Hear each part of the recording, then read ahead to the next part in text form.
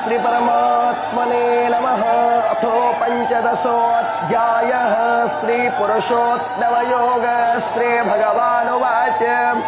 ऊर्ध्वमूलमधः शाखमस्मत्थं प्राहुरव्ययम्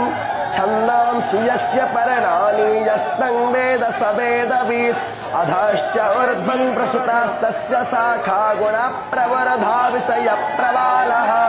अधश्च मूलान्यनुसन्ततानि कर्मानुबन्धेन मनुष्यलोके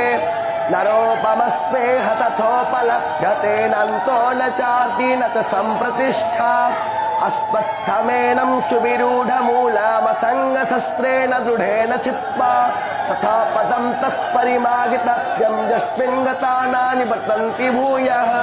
तमेव चाद्यं पुरुषं प्रपद्ये यथा प्रवरति प्रसुता पुराणी निर्माणमोहजितसङ्गदोषा अध्यात्मनित्या विनिवृत्तकामाः द्वन्द्वैर्विमुक्ता सुखदुःखसंज्ञै गच्छन्ति मूढा पदमन्मयं तद्भासयते सूर्यो न शशाङ्को न पावकः यद्गत्पादनिवर्तन्ते तद्धामं परमं मम ममैवांशो जीवलोके जीवभूतः सनातनं मनसष्ठानीन्द्रियाणि प्रकृतिस्थानि कर्षति शरीरं यदवाप्नोति यच्वा पृथ्वात्मति स्मरति